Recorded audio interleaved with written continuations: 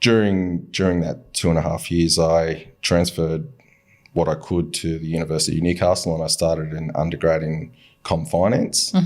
So that's my official undergrad is comm finance, and I finished that up probably 2 or 3 years ago while we were sort of growing the business. So it's been a long haul. I think I've been at uni now. For most of your most of my adult your life. working career, yes. My awakened life, I've it's coming. This is my 13th year, so I'm studying a master's in marketing at the moment.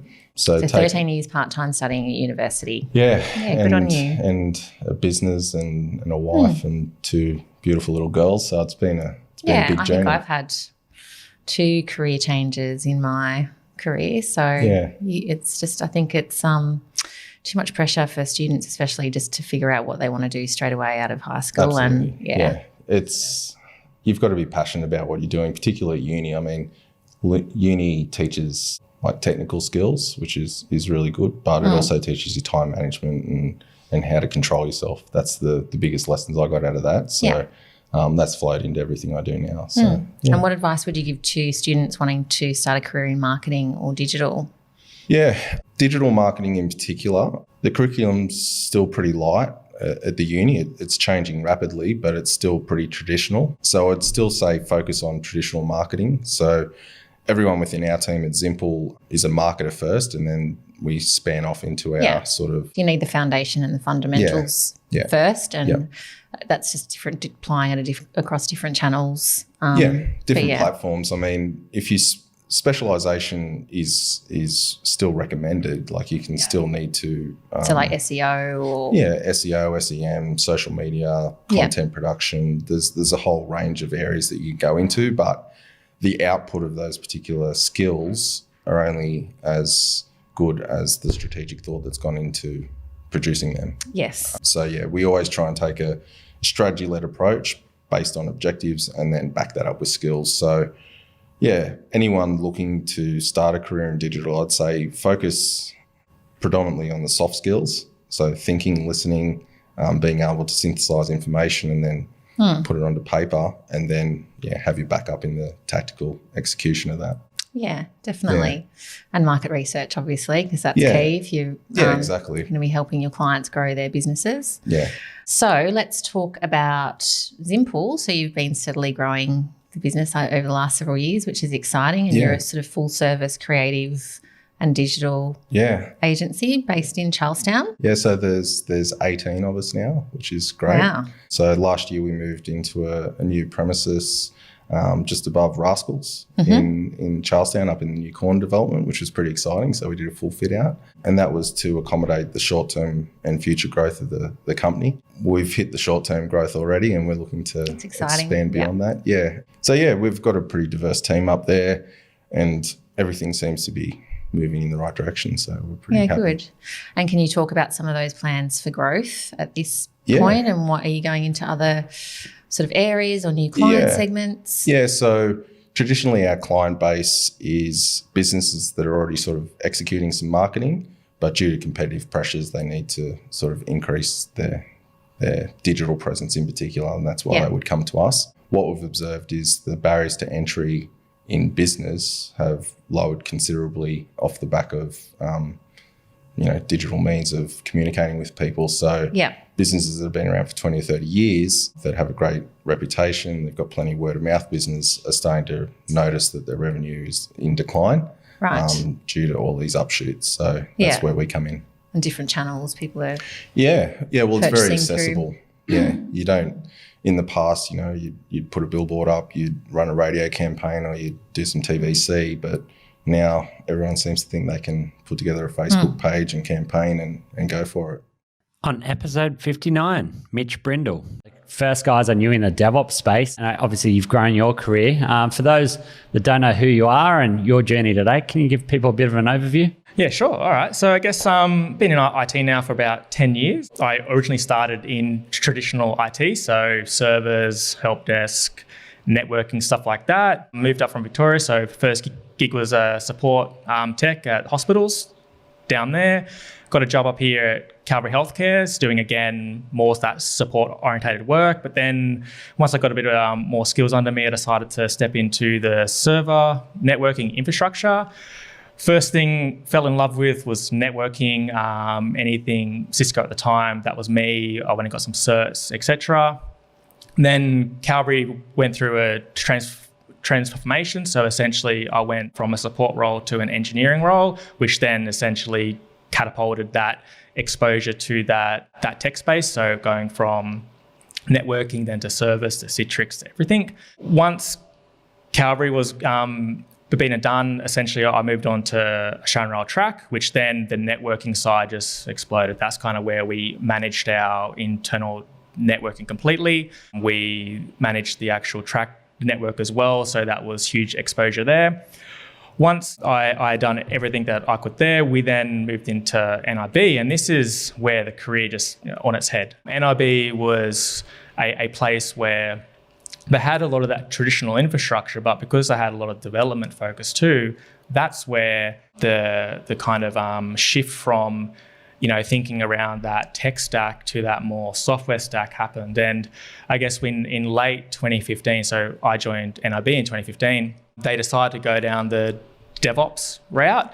And the first iteration of that was essentially splitting off the infrastructure team with people who wanted to get more into scripting, more into programming, more into automation. And essentially once that happened, I bit in hard on that. I thought that was fantastic. I was already into automation a bit, and because of command line with networking, the command line wasn't too spooky. So I kind of gravitated to that side, more of the infrastructure side, and then went through that for a number of years now. Been on that AWS journey, did migrationary work, but then also lift and shift from on-prem to AWS, looking at any automation between those two environments as well. And then today, after that, I did leave NIB for a proportion of time to go to Cole LSL. Fantastic time there, and that was to take an opportunity in the management space. That's where I want to take my career. And then NIB had an opportunity of a lifetime, which is essentially manage the team that I was in before. So my old peers were there still, and just working back in that tech space that I love. And obviously NIB is a great company too. So that's where I am today. Nice, mate. From episode 60, Justin Bain. For people that don't know what it is, I've walked into your offices in the warehouse there, and we're seeing, big diggers and, big mining machinery, which have been retrofitted with batteries. Mate, for people that don't understand, can you give people a bit of an overview of what you guys sort of do in most layman terms we can do? No, sounds good. I was going to delegate that answer to you and say, when you came out to Cardiff, what did you see? What did you think? But yeah, that's right. We generally on the workshop floor have at least 1, 2, 3, 4 different platforms undergoing various stages of integrations. So that may be a retrofit, so from a diesel platform over to full battery electric, which we do with our close vehicle OEM partners. And then we build batteries. We build batteries for the highest, deepest, and toughest applications. Yeah, right. Highest, deepest, toughest. So we're talking military. I know I'd seen a little 4x4 vehicle that you were doing that was to be used in military, as well as deep underground mining vehicles. Yeah, so talking through the highest. So at the moment we're building batteries for a large Witold, a large cargo drone partner. And then talking deepest, underground mines has been a big focus of the company. Battery systems, battery electric vehicle systems for mining applications. And then in the marine sector, some projects are in the pipeline in that space as well. Very nice. But yeah, toughest talking to the defence, military applications, a few projects on the books there, from soldier system, battery systems, through to electric vehicle systems. Hey, we'll get to the office fit out, the warehouse fit out in a second, because I was super impressed when I went out there. But for those that don't know where 3Me came from or how it come about, this startup to scale up journey, can you give people an overview? Yeah, so the company has had a long history of research and development in the automotive electric vehicle space. And then I was approached around towards the end of 2017 by one of the investors in the company and said, hey, there's a company doing cool stuff, electric vehicle systems. We want to take it into the mines, and we want to take it into the military, and we want your help doing it. Yeah, nice. You come from an army background, right? Yeah, that's correct. Why is a guy like you approached to come and join this company? Yeah, so I was an officer in the Army. I went through Duntroon, the Royal Military College down in Canberra. I was a signals officer initially, so I guess technical background in regards to that, but in a broad management perspective. I guess what officers in the Army do is problem solving, strategy, leadership, and blank sheet of paper for the business plan. Get on board, sort it out. So we'll stay there for a sec. So the Army best set you up with that sort of the more leadership skills. Is that probably the best platform that the Army provided you for your career? Yeah, I'd say so. Yeah, definitely. Certainly from the human resources management perspective, you manage small teams, large teams, working in conjunction with foreign nationals, foreign militaries. So very broad leadership experience. Yeah, nice. And then you've obviously been able to take some of those core skills and take them out from Army world into corporate world or startup world, which is obviously going through those growth pains as well that come along with startup to scale up. Yeah, definitely. I think a lot of the skills are very transferable. I think you touched on it just then. Obviously, startup to scale up, does require a lot of resilience, and that's certainly something that you pick up in your time in defence. Yeah, cool. I think the other part as well is just that. The having to wear many hats, right? You sort of made mention of it before in the Army. You're having to problem solve and look at different situations and probably play different parts within your role in different situations. And then you've obviously taken that to the startup world. Yeah, definitely multiple hats when you're running a tech company. We've got a diverse workforce. I mean, we do a lot of engineering, we do the tech development. We're progressing into production. Obviously, there's arms of getting cash in the door to keep the business on its fast trajectory. So it's very much a multi-hat job. Yeah, it's interesting to hear from my perspective. I interview a lot of tech professionals in particular, and you're obviously a CEO of a tech company now coming from that Army background. You're not the first, I don't think. I think I have one other guy on here that had that military background. But I think and he spoke very, very strongly of, again, leadership and team building as a core aspect, but it's definitely not the common path for the CEO of a tech startup. Yeah, well, I think when you're in the military, say as a troop commander, I mean, you're solving problems, you're pulling together a team to plan a mission, whether it's more deliberately planned or whether it's a short notice type thing. But you're getting people together in a room with different capabilities, and you're solving a problem. And that's what we're doing at 3ME. We're solving problems. Yeah. From episode 61, Ryan Priest. What advice would you give to young people wanting to start a career in technology? Oh, look, You went all in and just tried to learn and absorb as much as you could. Stay focused with what you're passionate about. It's very easy to sort of maybe get distracted. There's so many different avenues now. Like back when I was young, it was like if you're going to get an IT, it was a pretty clear path in a lot of ways. It was, you go do your Microsoft certs. I did all them. Did my ITIL certs, but it was very clear in the direction you could go. Now it's like you can be like a software dev, you can, robotics, automation, like there's just so many different avenues. Yeah, and machine learning engineer. Yeah. And I think it's just all about just like being focused, like just find out where your passions are. Like you got to do this. You're going to do this for a long time. Like your career, unless you hit the jackpot, which I've been trying to do, the Powerball, come on, baby. But chances of you winning that are pretty low. So you have to have a backup plan, and that would be probably a career, I guess. And in your career, you've got to find what you're passionate about. Otherwise, you're just wasting everyone's, not only your time, you're wasting everyone's time. Yeah, exactly. Because you're going to get bored. You're just going to keep jumping between, and then you're going to get to like the ripe old age where you go, why didn't I just follow what I thought was interesting, or why didn't I just spend my days waking up and actually look forward to going to work? And I'm definitely at that point. I love going to work. Yeah. I love the people I work for. I love what we're doing. I think I'm very blessed in a lot of ways. I'm not a religious person, but I'm definitely feel like, the opportunities that I've had has been a result of me probably being quite vocal about what I want to do, but also just like knowing that I'm interested in something and chasing that. So I guess my advice to newcomers and people coming to the market is don't rush it by all means. Don't think you have to have like this clear path of what you want to do, because you're probably not going to work it out for about 5 years into your career, right? Yeah. And that's normal. Like it's more than normal. In fact, I'd probably encourage it. Like dabble in a little bit of everything. Yeah. But once you find something that really excites you, go and master it. Like go and do the best you can at it, because it's only going to benefit you in the long run. And you've got to have an end game, and your end game is to retire and spend time with your family, or exactly. you know, whatever it is. I think right? there's just a lot of pressure on kids these days to have it figured out straight away. I think that pressure is like always been there in some ways. It probably stems from both your parents and what the school expectations are and stuff. And a lot of us did just go surfing during the day and don't worry about it. But look, don't take my advice and don't do that. Like from episode 62, Daniel Pludek, what got you into technology to begin with? Funnily enough, I started studying microbiology at university. Really enjoyed the maths and sciences.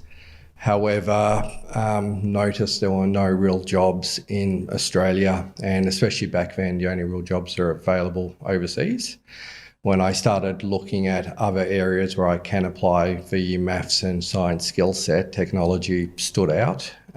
So roughly halfway through my second year, I changed my majors from microbiology to IT and finished off my degree with the IT focused, and then went on to honours in IT. Nice. Out of university, where did that take you for first job out? First job out was as a DBA for Aon. Absolutely hated the role. I just could not stand sitting at a desk all day looking at code and understand why figures were off by 0.0001 somewhere in a database. Yeah. So I did that for about a year, and then moved into a professional services role with EDS, where I was able to work on a much broader range of technologies. Nice. Did that role also have any customer-facing element to it? It was customer facing, so I was based on customer site. Initially at Colonial Bank, helped with the technology merger when they were acquired by Commonwealth Bank. Through that contract, I was offered a full-time role with EDS, and that took me to Ericsson, General Motors, Commonwealth Bank, and then overseas, where I worked on Xerox transformation in Canada, which ended back to General Motors in Canada, and then roles across the US. All right, I'm going to go into that US bit in one sec, but you just made mention something there. That purely technical role, moving into a role that's got a customer-facing element to it, my gut feel is the people I talk to that get those higher level positions up into the C-level or management and then C-level positions in technology have that really strong people element and that communication part to what they do, as opposed to being purely technical. Do you think exposure to that in an early role for you helped in that growth? I think you need to have a breadth of skills. Having the customer-facing skill set does help with the growth, because it does teach you how to deal with different stakeholders and how to communicate with non-technical people. I found, coming as an introvert and from a technical role, the ability to listen and understand helped a lot, especially in customer-facing experiences. So I found even in my early roles, I'd inherit the problem customers because I'd sit and try to understand what their actual problem is and work through that problem with them, and that would normally turn them around. So I think, technical or not doesn't matter so much. It's being able to understand what is that problem you're trying to fix, and then leverage what you have available to you as far as skills, experience, other people to be able to resolve that issue. Yeah, and that's technology as a whole, right? It's an enabler, and the technology itself, whatever platform you're using, whatever code you're writing in, the bigger solution and what is that problem you're solving is the issue, right? On that note, what do you think the biggest skill that you would have had to learn from moving up that chain to getting C-level? Is there a skill in particular or a learning in particular that you think is most important? I think the biggest learnings are, you have to be confident. If you're not confident in your ability to do something, nobody's going to be confident in you. Yeah. Listening is very, very important. So the more you listen, the more you understand. And if you understand, you can then address challenges and take on the work that other people don't want to do or can't do. So I find the biggest opportunities and the biggest jumps I've ever made has been taking on the problems that have been lingering for years, getting them fixed, which then drives that exposure. And I found it doesn't matter what role you start at in the organisation, if you can fix their big problems, you'll move up quite quickly. From episode 63, Aaron and Witold. They have. Yeah, and this is something that, it varies obviously by, piece that we're working on, but we do use .NET fairly extensively because starting at, the hardware level, we have effectively a rover that's doing all the data logging for the mobile laser scanning. So it's pulling the LiDAR information in. It's then timestamping the camera feed to the GPS, the same as the LiDAR, keeping the GPS and, kind of really collating all that data. So that's all done in .NET. We actually have a Linux environment on a single board computer. And it used to be mono, but now we can run .NET Core, even better. So we run that kind of at the coalface, essentially, as we're capturing.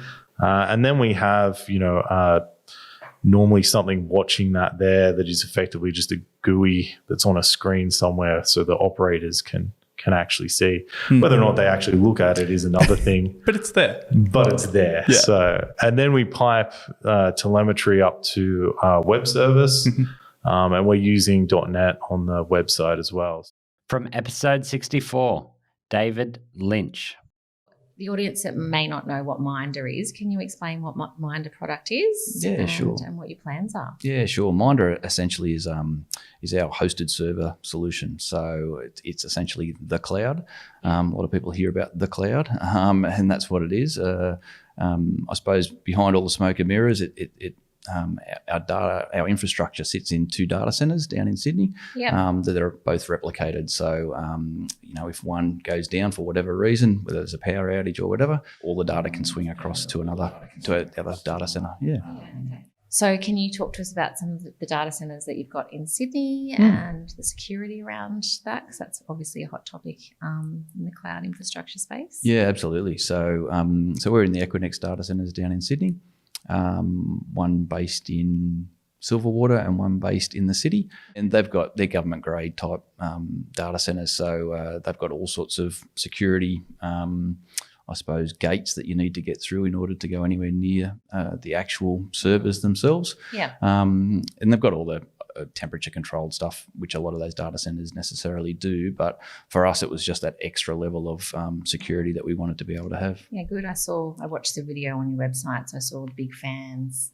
Yep. That cool them down. Yeah, there's massive generators. There's all sorts of things to make sure those things sort of stay up all the time. Yeah. But as I mentioned before, so if one was to go down for any particular reason, it's all backed up in our other site. That's great. And we have that ability just to ramp up our clients so that they have no sort of outages at all. So yeah, fantastic. Great.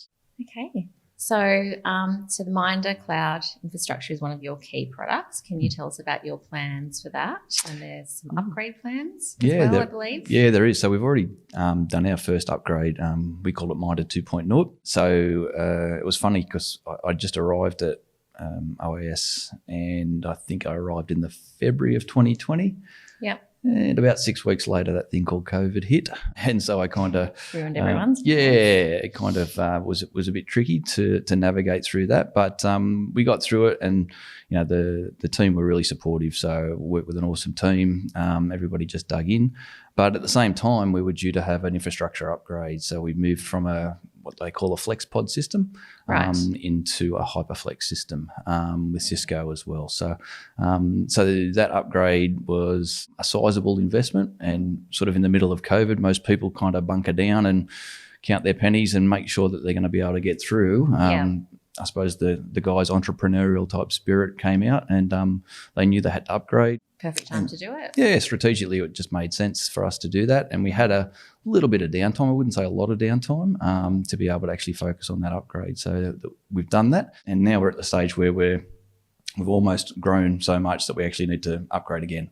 Yeah, so that's fantastic. Our storage and our capacities are starting to get the stage where we need to go again. Yeah. From episode 64, David Lynch.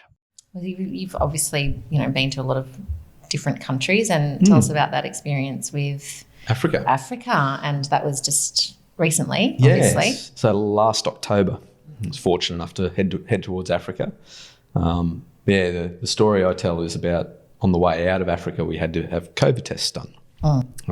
Most of the airlines wanted to see proof of a COVID test before they would board you. Yeah.